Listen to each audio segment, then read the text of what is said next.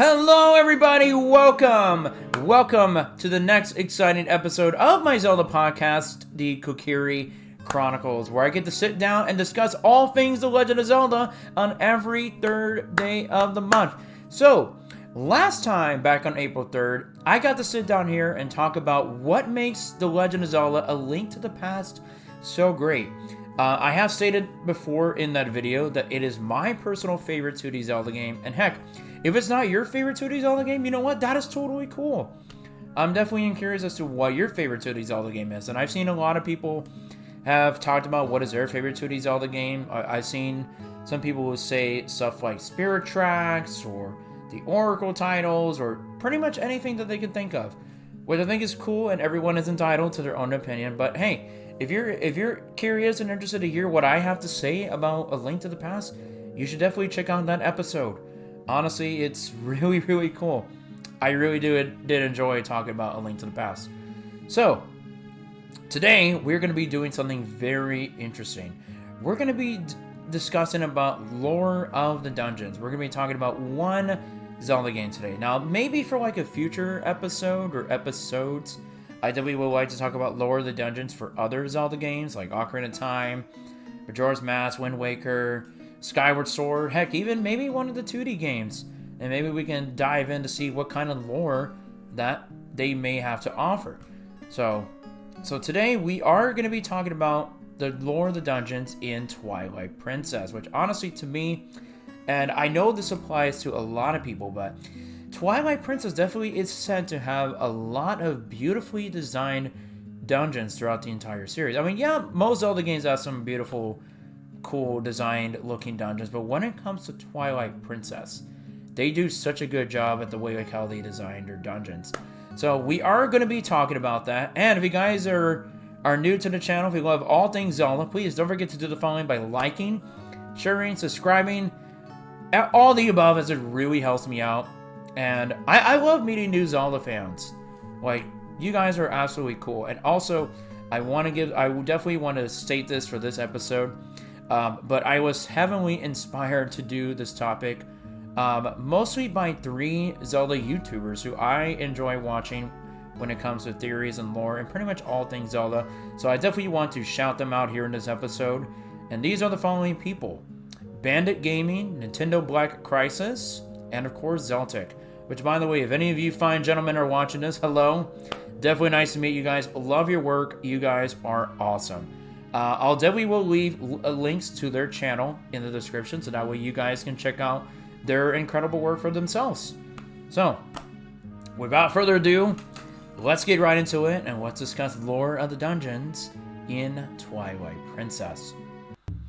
Okay, so the first dungeon that we are going to be talking about is the Forest Temple. Now, obviously, I want to say this real quick. I will be referencing Ocarina of Time a lot in this video, because personally to me and to like a lot of people who have played Twilight Princess can really see and understand that Twilight Princess definitely takes a lot of inspiration from Ocarina of Time, and to me, it's more like an expanded version of Ocarina of Time. So if you hear me reference and talk about Ocarina of Time a lot throughout this video, then you'll definitely will understand why. So I just thought I'd just throw that out there super quick. Now anyway, so before we dive into the Forest Temple in Twilight Princess, I want to bring up the other foresty dungeons in Ocarina of Time. Now, obviously we know in Ocarina of Time, the Kokiri Forest, the Lost Woods, the Sacred Forest Meadow, they are located deep within the southeastern part of Hyrule, as definitely as shown on the map. And I think it's pretty unique, like how when you take places from Twilight Princess, like the Ornon Village, the Sacred Grove, heck, even the Forest Temple, they are, like, the entire place is, like, located, like, in the southeastern part of Hyrule, as definitely shown on the map. So there's a lot of similarities and connection here. And I really do like how in Ocarina of Time, the Great Deku Tree definitely served as like a trial. This is the first dungeon that the hero time gets to explore to test himself if he is worthy, to show off his courage by going inside the Great Deku Tree to destroy the parasite that is cursing the Great Deku Tree, being Queen Goma. And then Obviously, later on, we get to go back into the Sacred Forest Meadow, the same place where the Sage of Forest, Saria, enjoys having her quiet time and peace, to where she can definitely play her own ocarina. And right above her is the entrance to the Forest Temple. Now, when we dive into the Forest Temple in Ocarina of Time, it's more like, to me, it's more like a house. Like you have like these massive walls, like these doors, you have like this fancy looking carpet, something that you would see like in a castle or a mansion. There's like portraits on the wall. Heck, we even see portraits of like the Poe sisters throughout the game. Well, except for the purple one. And then like, literally like a massive elevator that takes you like below a level in the middle of the dungeon, which is actually, it's pretty insane. But it's a really cool looking design. Now, you guys are probably thinking, what does this have to do with the Forest Temple in Twilight Princess? Actually, let's go ahead and bring that up. So, when I do think about it, like when you enter the Forest Temple in Twilight Princess, there's a lot of references and notes that are taken in terms of the interior within the dungeon. You have like some grassy areas, tall trees, there's like vines for you to climb on, there's like a little bits and pieces of some body of water, kind of similar to what you can actually do in both inside the Great Deku Tree and the Forest Temple. Both of those places of Ocarina of Time have little bits and pieces of bodies of water. And we even get to see that inside the Forest Temple in Twilight Princess.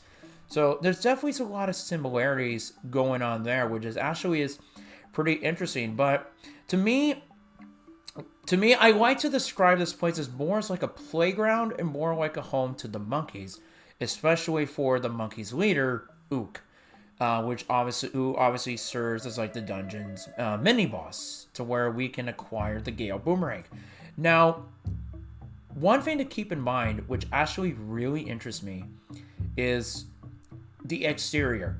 So when you're going north within the Faron Woods, and you're climbing, and you're just climbing and climbing and climbing, and just going through this massive forest, and you see the entrance to the Forest Temple, you see that it's literally like a massive fucking tree. It's a massive tree. Like, and it's like, and you see like how it's all decayed. Like, heck, you can even look at the bark to where it looks like old and decayed. It's all dark and gray. It's like, has like these massive tall trees. And normally in Zelda games, we don't usually see that many tall trees. Like, heck, the tall trees that we can obviously think of in terms of like trees being tall in Zelda Forest are mostly the Great Deku Tree. Heck, usually the ones that are shown like in Ocarina of Time, in Wind Waker, heck, even in Breath of the Wild and Tears of the Kingdom, for example. But when I do think about it, considering how this game, Twilight Princess, mostly takes place in the child timeline, we get to learn in Ocarina of Time how fast and quickly the Deku Tree sprout grew after the Forest Temple. After our trial in the Forest Temple, we earned the Forest Medallion from Saria. But honestly, when we do think about it, we don't get to learn much of what happened or what became of the Great Deku Tree Sprout in Ocarina of Time. Obviously, we get to learn about the whereabouts of the Great Deku Tree Sprout supposedly in the adult timeline with Wind Waker, Phantom Hourglass, and Spirit Tracks. But I want to say that when you take a look at the exterior of the Forest Temple in Twilight Princess, it's literally like a massive tree.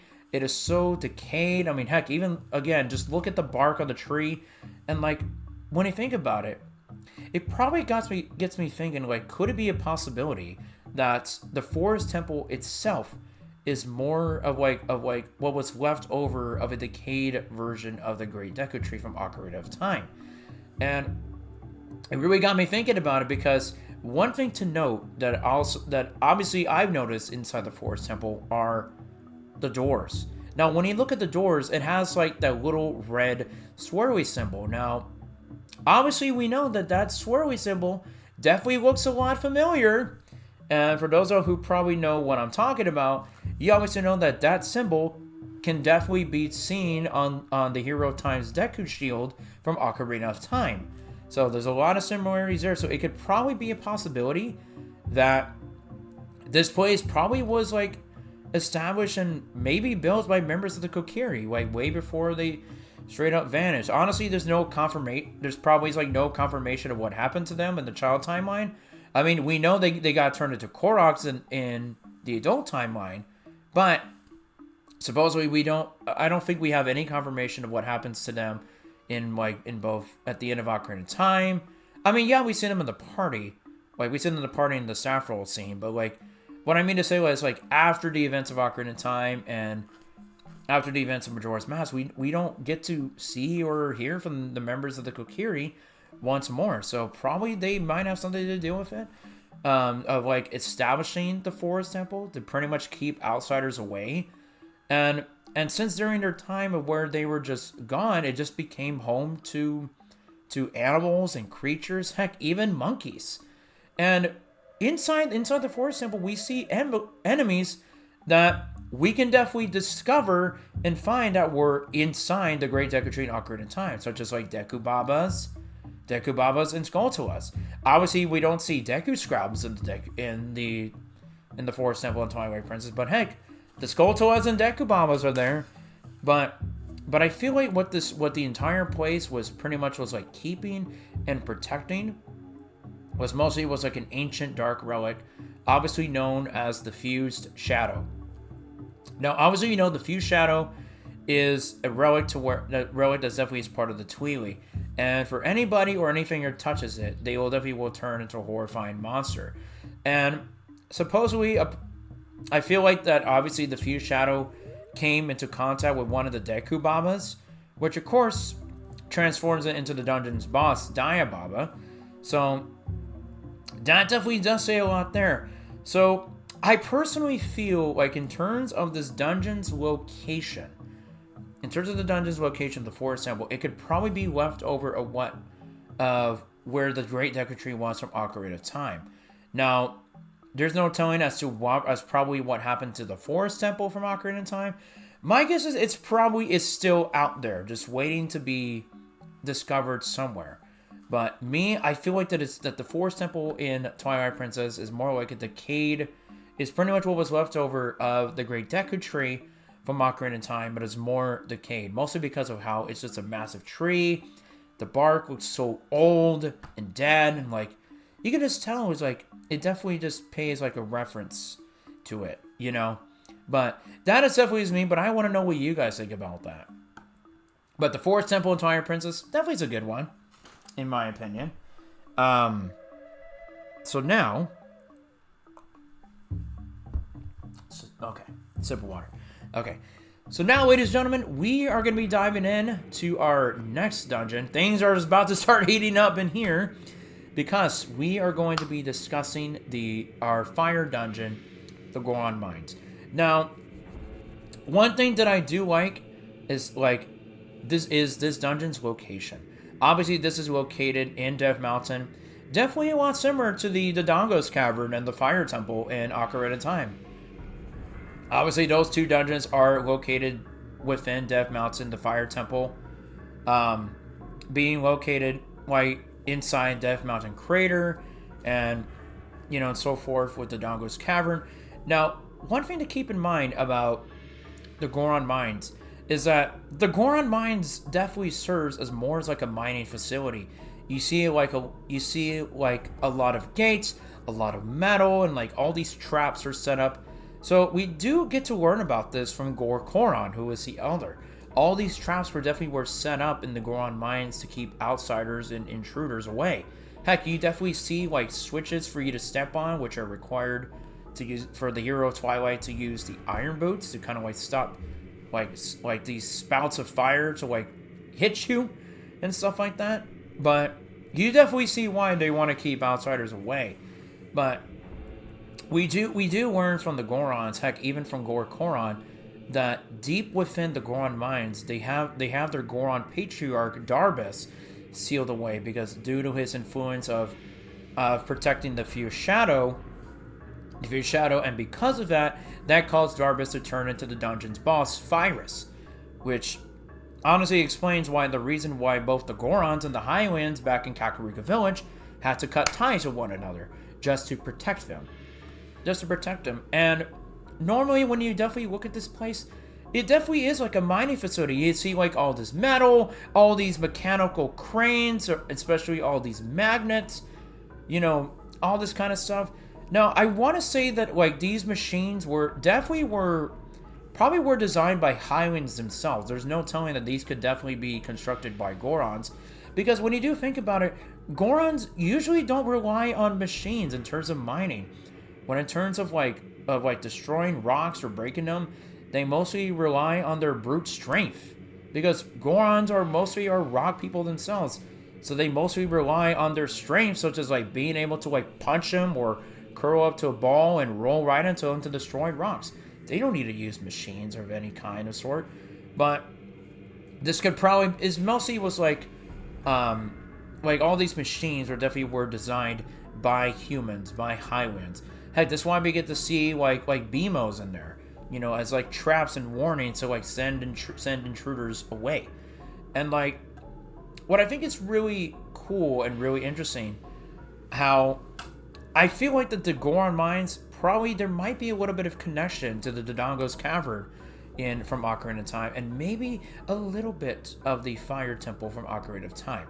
Now, I will say that there definitely are some connections here and there to both Fire Dungeons from Ocarina of Time, to the Goron mines and Twilight Princess, considering the fact that all three of these areas, what they have in common,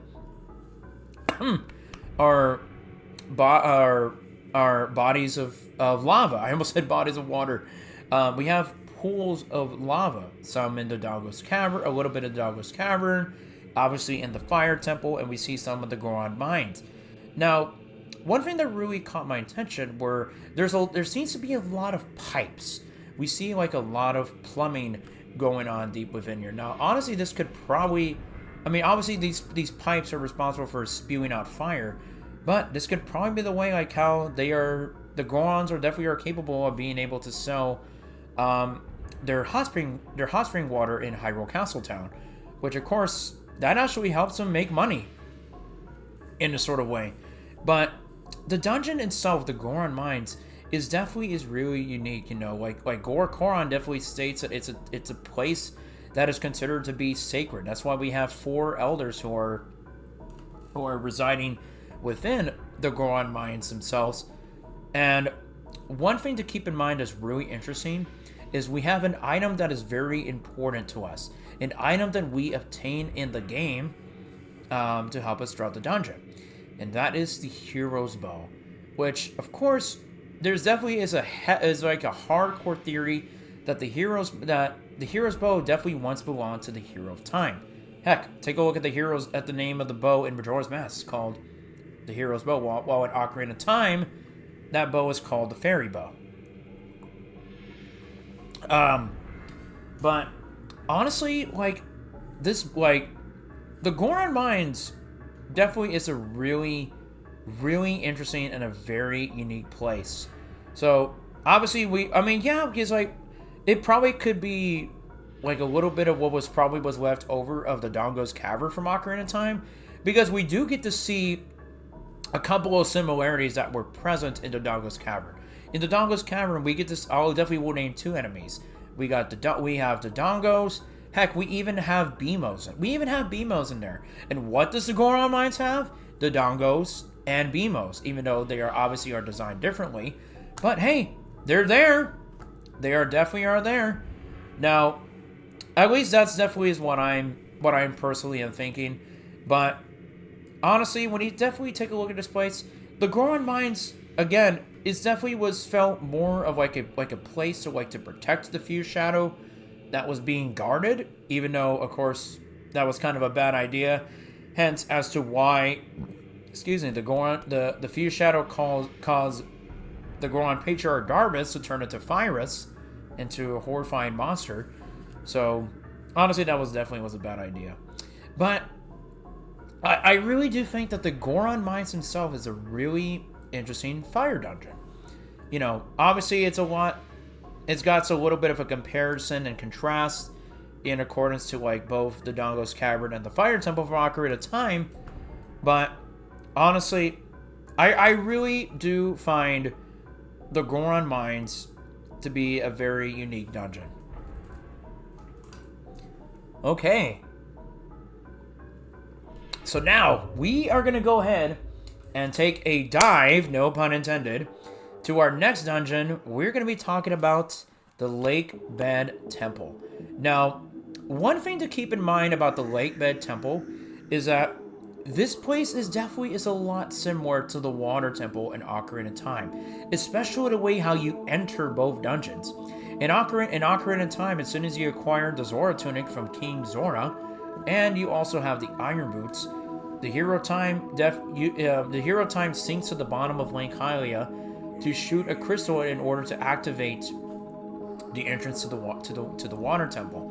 While in Twilight Princess, obviously, we don't get the Iron Boots from an ice cavern. We get them from Mayor Bow, so that way the hero of Twilight can use them to challenge not only the Gorons, but also, technically he doesn't challenge the Gorons. He just tosses them away, like as he's climbing the mountain, but to challenge their elder Goron into a sumo wrestling contest to determine who's got the most powerful strength.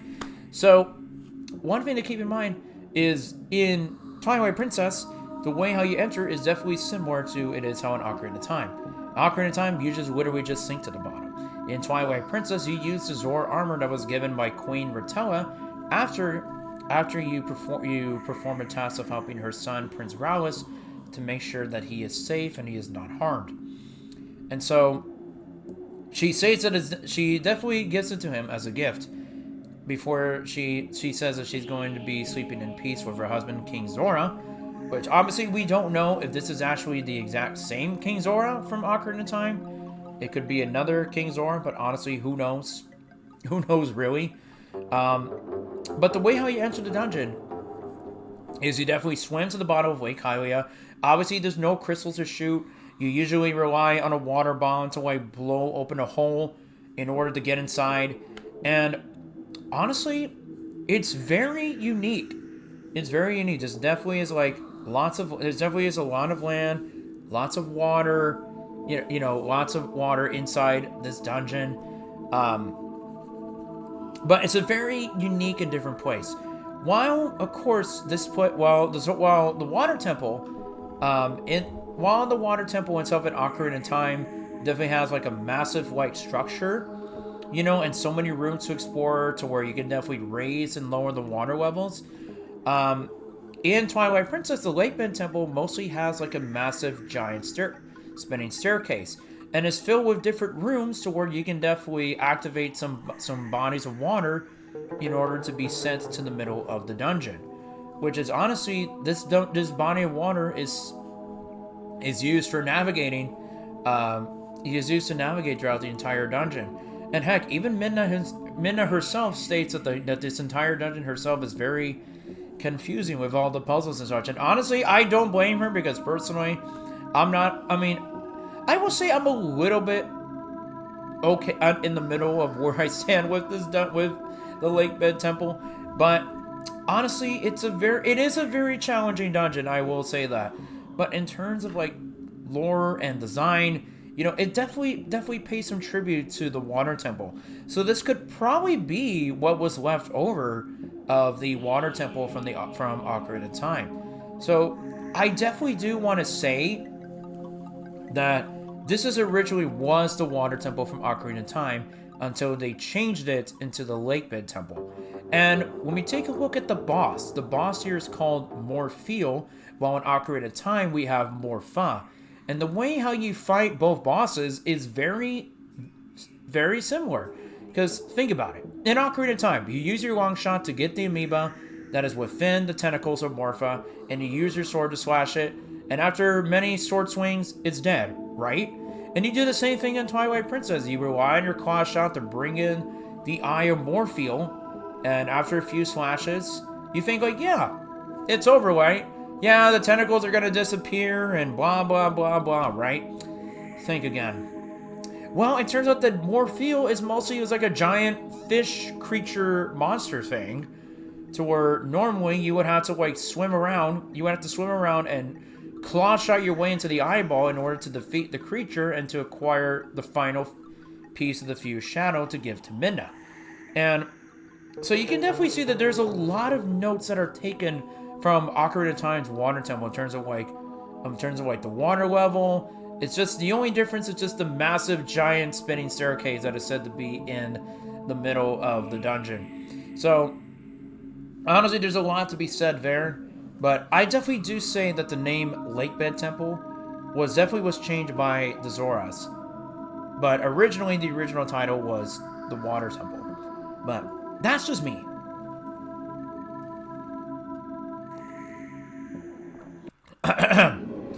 Whew, okay. Anyway, here we go. Now, we're getting into the second half of Twilight Princess. Sometime after Link pulls out the Master Sword from the pedestal in the Sacred Grove, because we are diving into the other parts of the dungeons, where this time Link acquires the pieces of the mirror for the Mirror of Twilight. And what better way to start than to personally talk about my personal favorite dungeon in Twilight Princess, the Arbiter's Grounds. I fucking love this place. I really do love the Arbiter's Grounds in Twilight Princess. It definitely is my personal favorite dungeon in Twilight Princess. I'm sure that also applies to a lot of people, but you know what? Let's talk about it. So the Arbiter's Grounds. Now, when you do think about it, the word arbiter itself is another name for, as far as like deciding, or more like a decision. Because we learn about this from Oru later on in the game, that the Arbiter's Grounds and the Gerudo Mesa is said to be a very dark and dangerous place. And when we actually get to explore the Arbiter's Grounds, it's so dark and gloomy. Like heck, even the hero Twilight usually has to rely on pulling out his lantern to see enemies of the undead. And we see a lot of undead enemies here. Like we see like many skeletons. There's ghost rats. There's those Poes that definitely have the Poe souls. We definitely get to see Stalfos and like, heck, even those horrifying Gyarados, which are honestly more terrifying and more creepy in comparison to the Redeads and Gyarados in Ocarina of Time. But the way how this design of this dungeon is, you can definitely tell it takes a lot of notes from the Spirit Temple of Ocarina of Time. But one thing that definitely caught my attention is normally throughout the dungeon, you would see a lot of the Hylian Royal Crest, mostly the Triforce with the wings on it. Now, there could be a possibility as to who actually designed and constructed this dungeon Now, there could be a possibility that this dungeon was created by both the Gerudos and Hylians. So there can be a lot of similarities to that. I mean, heck, we even see Gerudo symbols within the dungeon. And then right outside of the dungeon, which we'll get to later, is the Mirror Chamber. And the Mirror Twilight Chamber. Now, one thing to note for this place is that this place, the Arbiter's Grounds, definitely serves as like a prison. This place was like a prison to put harsh, powerful enemies and creatures or whoever they were and criminals, pretty much to sentence them in a trial, to put them on trial, to like sentence them either to like banishment or death or probably both. I mean, honestly, think about what happened to Ganondorf before he got banished into the Twilight Realm. So there definitely is a lot said to be there. And normally in terms of design, there's like some statues that are like a lot similar to like the statues we see like inside the Spirit Temple and outside the Spirit Temple in Ocarina of Time, which definitely is a lot similar. So there could probably be a possibility is that the Arbiter's Grounds probably was left over of what became of the Spirit Temple, but was more enhanced, more expanded, but mostly began to serve as like a prison. It definitely serves as a prison, but mostly this place is filled with like a lot of things that are just flat out dead. I mean, heck, we get to see one of the most disturbing looking enemies in many bosses in Twilight Princess, thus being Death's Sword. We see Death's Sword, and then of course don't forget Star Lord. Like honestly, Star Lord, definitely is a really cool boss. And it's a really cool boss to fight. I love Star Wars. But when we get to the Mirror Chamber, we definitely do get to learn a lot about this place. This place definitely serves the Mirror Chamber outside, but within or outside the Arbiter's grounds, definitely serves as like a gate in order to enter the Twilight Realm, because it is also the location of the Mirror Twilight, which later on we get to learn was shattered by Zant. Now we know that it wasn't completely shattered. There was a little bit of bits and pieces here that are shattered, so it wasn't fully shattered. But this is also the place where both Link and Midna got to associate, not associate, I don't know if that's the right word, but pretty much to speak with the Light Sages. Heck, even, I mean, think about what happened to the Light Sage of Water, who was killed by Ganondorf. But we learn about Zant and like his power and all that stuff. But honestly, the thing about the Arbiter's grounds, it's just like a dark, gloomy, and barren place. Honestly, probably the most creepiest place you can think of in the entire game. Excuse me. And I really loved the turns of lore and detail that this place, that the Arbiter's grounds definitely has to offer. Like, the fact that, like, I'm talking about, like, how this place definitely serves as, like, a prison and to, like, put powerful and harsh criminals on trial and, like, sentence them to, like, death and stuff is really terrifying. Honestly, kind of gives me a little bit of goosebumps. But it's really unique, and honestly, it's definitely is, like, a reason why I personally do love this dungeon. It's such a really cool dungeon, the way how it is designed. I mean, obviously, you know, you get a cool item. You get the spinner, which is actually pretty cool. I mean, who doesn't love the spinner? But I do. But Arbiter's Grounds is such a really cool and unique place, and I personally like it a lot.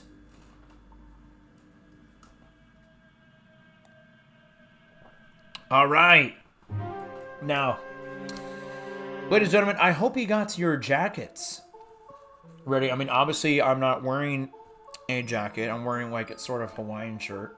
I'm wearing a Hawaiian shirt because why not? It's May now. But anyway, ladies and gentlemen, why don't we go ahead and take a dive deep within the icy mountains of Snow Peak, and we enter the Snow Peak ruins. Now, when you definitely look down, there's definitely is a lot to be said about the Snow Peak ruins in Twilight Princess. Now, when you look at this place, it's like a massive mansion. Now, obviously, there's kind of no telling on who was the previous owner of the Snow Peak ruins, but we do get to learn from Ashi, one of the members of the Resistance, who we get to meet in the bar in Hyrule Castle Town, that the place definitely was home to somebody before it got taken over by both the Yeti couple, both Yeto and Yena. And the reason why they haven't been both kicked out of the place is because they're just pretty harmless. You know, they don't, I mean, honestly, just look at them. They don't seem, like, Yeto and Yena, they don't look very harmful at all, really. I mean, considering the fact that Yena herself turns into Blizzetta, one of the most disturbing bosses in the game. But honestly, now, one thing to keep in mind about this place, like, when you wander around the Snow Peak ruins, it honestly seems like a hideout for, like, warriors and soldiers, like, normal, like, and, like, you see a lot of weapons lying around. I mean, obviously they're frozen. Like, you get to see, like, clubs and axes and cannons. They're just all frozen up, right? They're all frozen. So this probably used to be like a hideout of some sort. You know, depending on who was the previous owner of the establishment, on who owned it. But one thing to keep in mind is that there are these two swords that are mostly seen throughout the dungeon, and they are mostly crossed together, which definitely is a symbolism of the coat of arms. Now, one thing that we learn about is that Ashi herself, she talks about how she that she grew up in the mountains, and her father, unnamed, definitely was the one who trained her to be a warrior. Now, here's an interesting part. In the manga for Twilight Princess, Link learns from Ashi that the Snow Peak Ruins actually used to be her home and to her family. But, of course, since it was abandoned and completely vacant, the Yeti couple took over and they didn't kick them out because they were just completely harmless. So there was no reason to kick them out. But obviously we know that the manga is obviously not canon because it is an original story. But I think that's really interesting to think about. There could probably be a possibility that now obviously it doesn't confirm on like which mountain that Ashi was talking about where she got to train to be a warrior. Like, she doesn't mention anything about snow or Snow Peak. She just says, oh, I grew up in the mountains for training. So there's definitely a lot to be said there. But there is one thing that really interests me in this dungeon, and there are some portraits that are inside the Snow Peak ruins. So inside the Snow Peak ruins, there are 4 different portraits that catch my attention. 1, the picture of Queen Rotella. 2, which a lot of people definitely say is the Sage of Light from Ocarina of Time, Rauru. 3, the Sacred Grove. And 4, which honestly raises a lot of questions, is a painting of the city in the sky.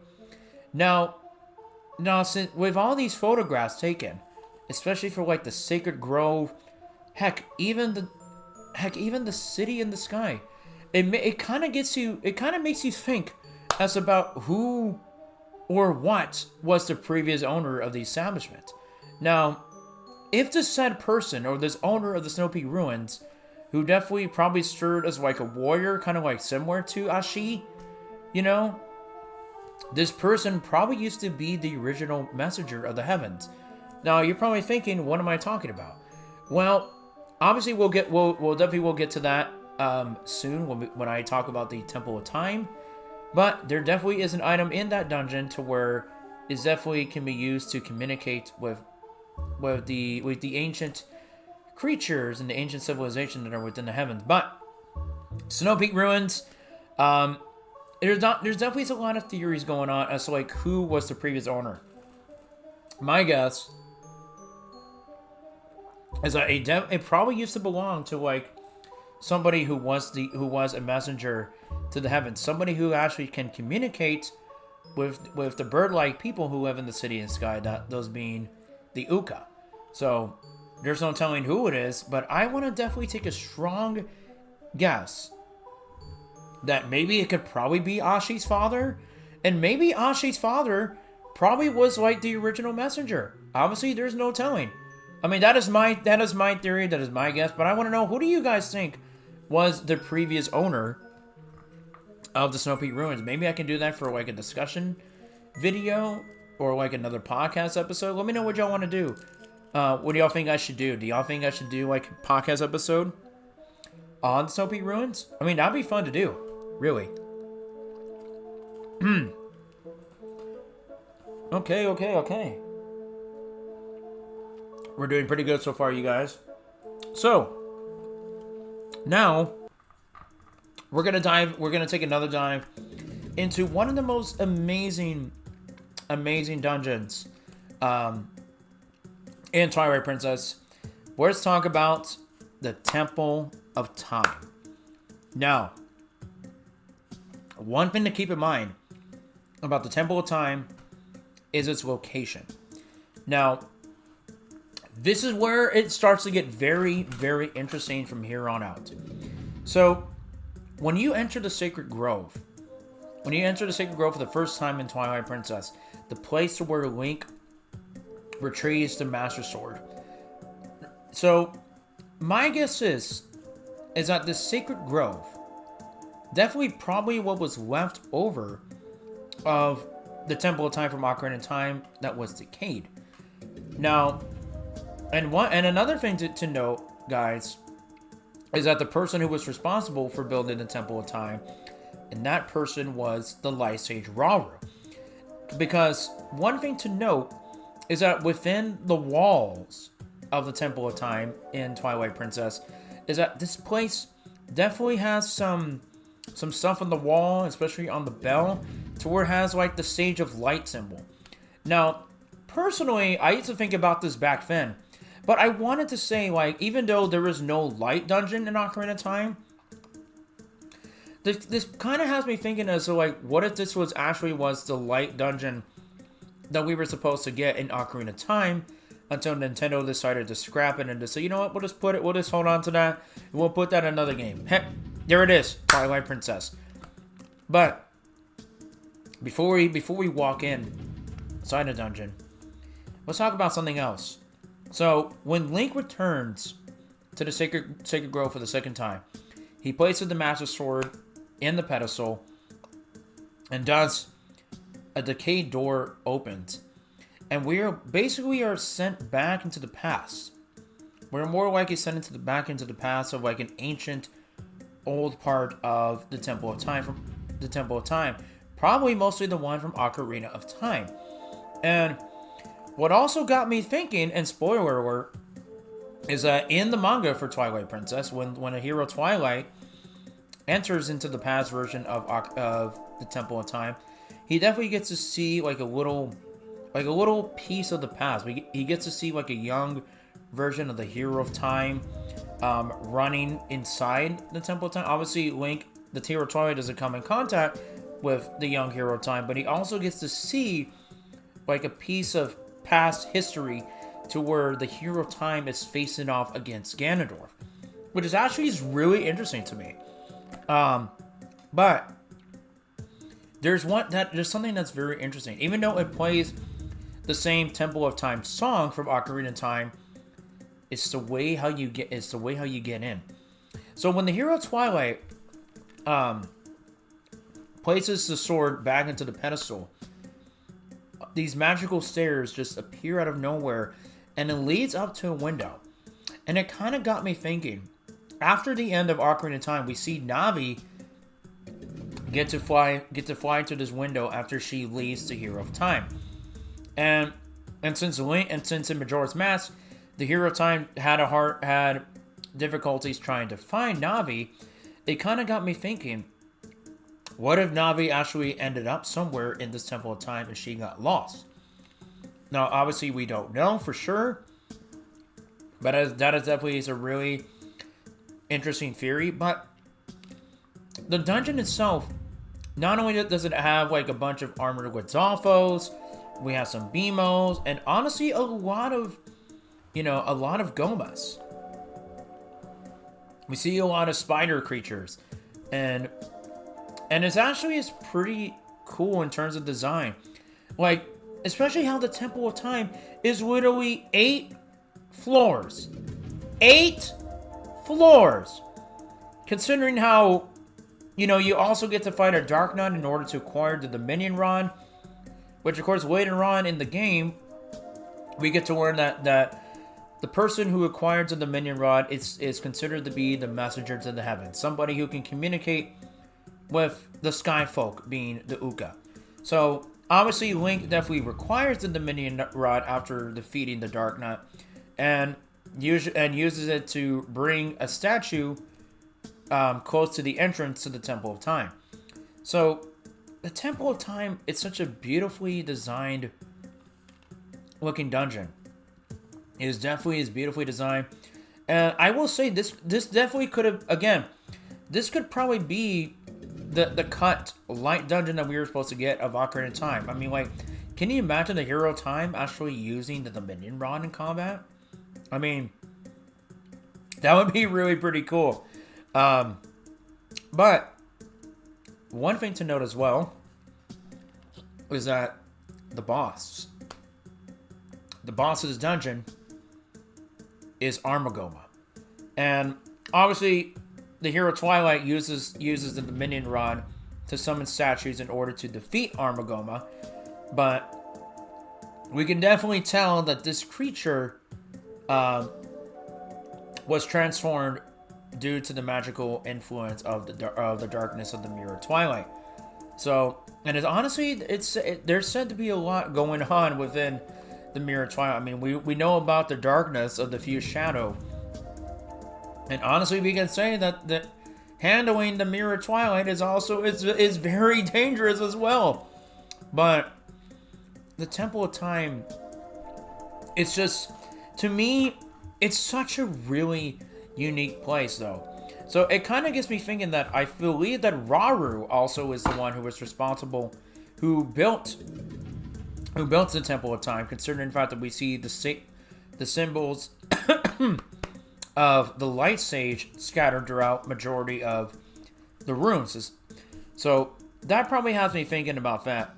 But it is such a really interesting dungeon, though. The Temple of Time is interesting. I want to say again that I think that this Temple of Time is just like the cut content of the Light dungeon we were probably supposed to get in Ocarina of Time.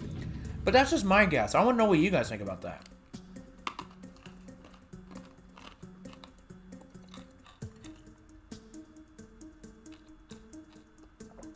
Okay. Alright, you guys. So, now that we talked about the Light dungeon, we are definitely getting pretty close. Because now, we're going to take it up to the heavens, because we're talking about the city in the sky. Oh, baby, here we go. Now, before Link enters the city in the sky, there is one thing to note. One thing that actually really interests me is that, so after the events of tackling the Temple of Time, the Dominion Rod loses its power. And because of Shad, who definitely has a huge interest in learning about the Sky People, he definitely wants to learn more about the Uka and reading the Sky language, which of course later on in the game we are tasked to require letters of the alphabet in order to like go to activate the statue that is in the cellar in one of the houses in Kakariko Village, to where Shad is trying to move out of the way. But behind that statue, that giant owl statue, is a sky cannon. It's obviously the sky cannon, the same cannon that Link gets to use in order to gain access to the city in the sky. Now, it kind of got me thinking. So, it kind of got me thinking, really though, the owl statues. So, when I look at the owl statues, there could probably be a little bit of resemblance to Kaepora Gaebora, which obviously we know in Ocarina of Time, Kaepora Gaebora is the Light Sage Rauru.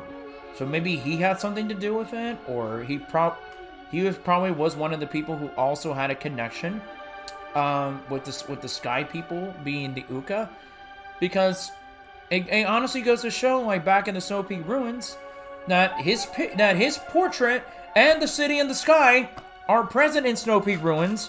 So it constantly has me thinking if Rauru was at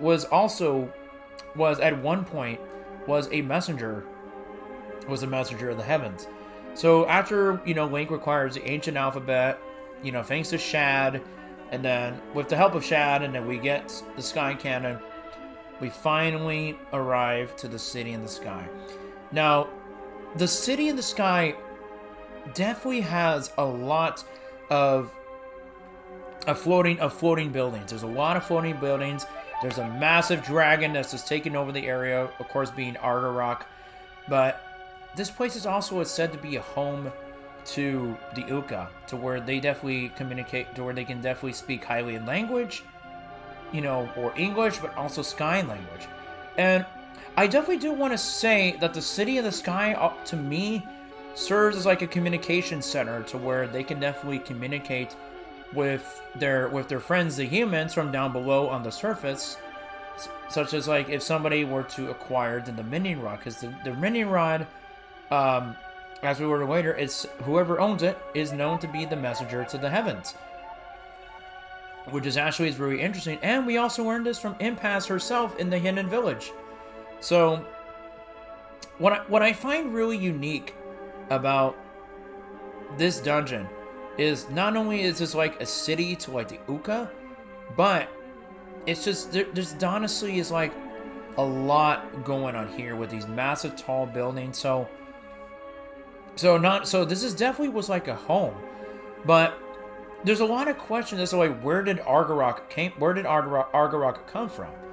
Now, Obviously, there's no telling as to whether or not Argarok was like one of the ancient sky creatures, or maybe, or something or somebody who was turned into a giant armored dragon because of the mirror, the piece of the Mirror of Twilight.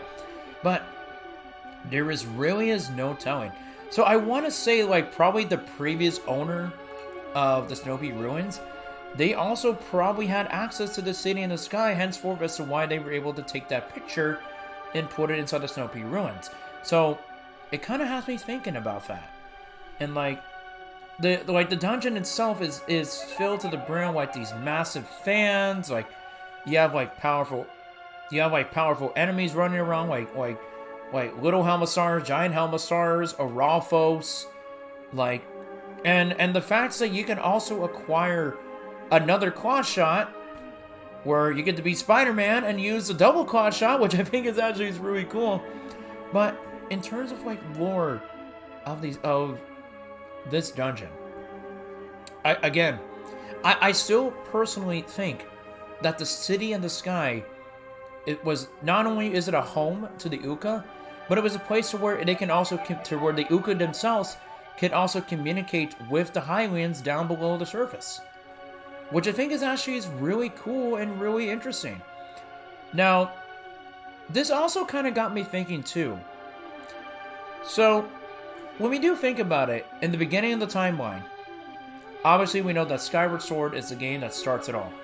So it kind of gets me thinking, what if the City in the Sky was probably what was left over of Skyloft? Now, hear me out. We know about that in Skyloft we had humans. We did have humans or the Skyloftians who definitely lived in the skies, but they didn't know much about the land or Hyrule, which back then they called it the surface. So it kind of gets me thinking about as to like what happened to the Skyloftians after the events of Skyward Sword, and where did these bird-like people, the Uka, come from? Maybe the Uka were like reincarnations of the Skyloftians. Honestly, there is no telling whatsoever. So I kind of feel like that the City in the Sky, probably could have been what was left over of Skyloft from just a long time ago.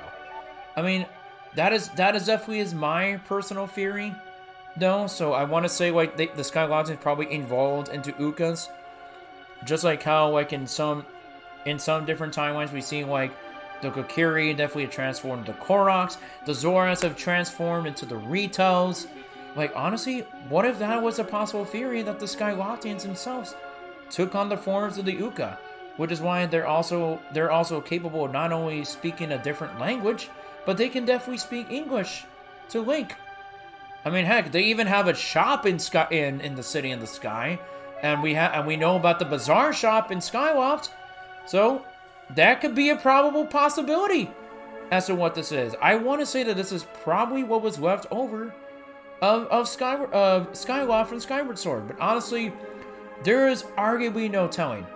And I definitely do want to say that maybe, just maybe, since Link and Zelda used to live in Skyloft, and at the end of the game, they decided that they wanted to live down on the surface, which of course now is called Hyrule.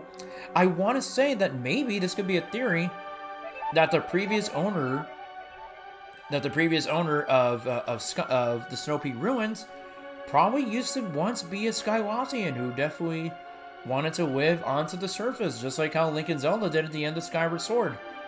And this previous owner, he or she, they were the first people to communicate with people in the sky, which I think is a really interesting theory. I definitely do believe that, really, and I think that's actually pretty cool. But City in the Sky, it's a great dungeon.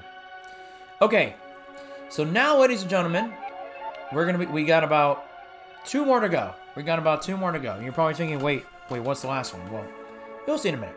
Okay, so guys, we are going to be talking about the Palace of Twilight. Now, the Palace of Twilight, obviously we know that is definitely like the home to, of course, you know, the Tweely, right? It is definitely the home of the Twili. Is where Midna is from.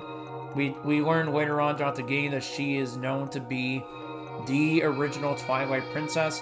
Of course, later on she gets turned into an imp because Zant himself, the Usurper King, was completely jealous, and so he was able to get his power from Ganondorf, which honestly is a really interesting story between both him and Ganondorf. Which, by the way, if you want to learn more about what I said about Zant in an old podcast episode, you should definitely go check that out.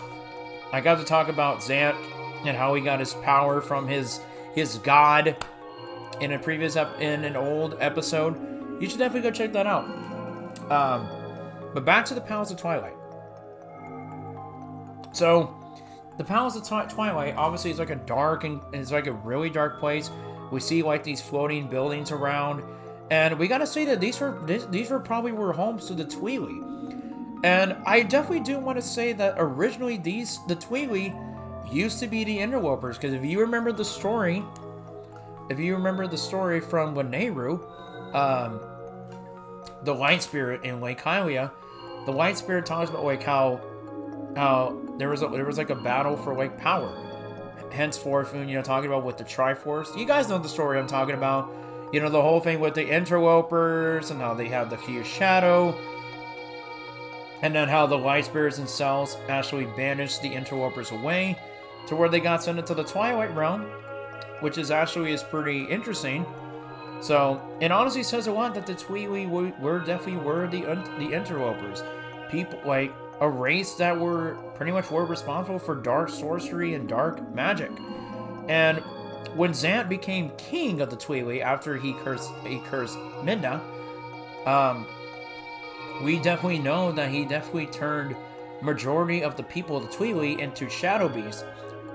Which honestly, excuse me, which honestly really says a lot that when we do think about it, when we're fighting shadow beasts, it honestly seems like that we are literally destroying members of the Twili, which is really sad. It's really, really sad, because when you enter the Palace of Twilight and you see members of the Twili have like the same armored face, just like the shadow beasts, you're at a point to where Midna stops Link, and she's like, no, don't do that, Link. Those are my people who were cursed by Zant. And it kind of makes you think about that, which is really sad. It's really sad. But I really do like the Palace of Twilight. So when we enter this dungeon, we do see two glowing orbs that are called souls, which of course Midna refers to these orbs that are definitely similar to our world of light, aka Hyrule. And we see that they are being guarded and protected by these dark hands called, I want to say they're called Zant hands, which definitely served as like a security system, because obviously we know that Zant does not want us to obtain them whatsoever. And because of the souls that we bring to outside the Palace of Twilight, it definitely restores the curse and the curse that was on the Twili, and definitely gives Link that yellow golden glow in his Master Sword, which is pretty insane, pretty interesting. Now, one thing I also noticed in the Palace of Twilight is that dark mist, like that little dark foggy mist, which of course when Link enters it, he definitely gets turned into a wolf, which Midna states herself that the dark mist is literally like fragments and pieces of the shadow crystal that she definitely uses to transform Link into a wolf. So, which is honestly is really interesting. And the dungeon boss, of course, being Zant, honestly has one of the most amazing fights in the game. And we see a very interesting scene to where Midna literally pops Zant and destroys the living shit out of him, which is fucking insane. But honestly, the Palace of Twilight for a dungeon is really something else. Being a home to the Twili or the interlopers, but this was definitely their home, even when Midna was the ruler, even though she is the ruler. She is the Twilight Princess before Zant took over. Because Zant is a piece of shit. Okay, so that's the Palace of Twilight. Now you guys are probably thinking, what is this final dungeon Kokiri has to talk about? Well, let me tell you. We cannot close out this episode without talking about Hyrule Castle. Yeah, I want to talk about Hyrule Castle real quick. So let's end this episode by talking about Hyrule Castle. Now, obviously, Hyrule Castle in Twilight Princess is one of the most amazing final dungeons in all of Zelda. It is so fucking incredible. Now, when you definitely look at the design of Hyrule Castle, it is completely designed different in relation to Hyrule Castle in Ocarina of Time. And obviously, we don't get to explore Hyrule Castle in Ocarina of Time. We get to see a little bit of a glimpse on the inside, such as like the same window that Zelda gets to peek through when she's spying on Ganondorf. But when exploring Hyrule Castle in Ocarina of Time, we do have the courtyard that Link gets to traverse, and of course there's the moat and all that stuff. But here's the thing: Hyrule Castle in Twilight Princess has two separate doors on the outside, one in the east and one in the west. And one of these doors has the different locations of the courtyard. 1 minute you're definitely fighting King Bolin for the final time, where he finally speaks to Link. Heck, even Midna comments at herself where she's like, wow, I can't believe it, but he finally spoke. And one thing that really interests me in the courtyard for Hyrule Castle, in a different part of it, there is a place to where it is like dark outside, it's raining, there's a massive tree, and we get to learn about that this is the grave site of the hero of old, which of course, this grave belongs to the hero Shade, aka the hero of time, which is really interesting. So, this is probably where he died, this is probably where he was buried, henceforth why the hero Shade is covered in leaves, like in some parts of its body, but it definitely says a lot there. And then when you finally enter Hyrule Castle itself, it's so dark, it's gloomy, and you get to listen to the music where it's like a slowed down version of the Hyrule Castle theme from A Link to the Past, where it's like bum bum bum ba da ba da da dum. Like it's so slowed down and like, yeah, it's pretty vacant, very empty. I mean, yeah, there's like enemies in there like armored with Zophos. You definitely have those mighty dark nuts that are just there. Like, and I like how it kind of takes notes from Ganon's castle from Ocarina of Time, where unlike Ocarina, so in Ocarina of Time at Ganon's castle was more of like a trial. It was more like a test to pretty much showcase what you learned throughout your entire journey in the game. And it had like different rooms, one for like forest, one for fire, water, light, shadow, and spirit. Well, this one, you literally are just exploring the castle. You literally are just exploring the inside of Hyrule Castle. Obviously, you get some help from the Resistance before you try to acquire the big key in order to get to the throne room of Hyrule Castle.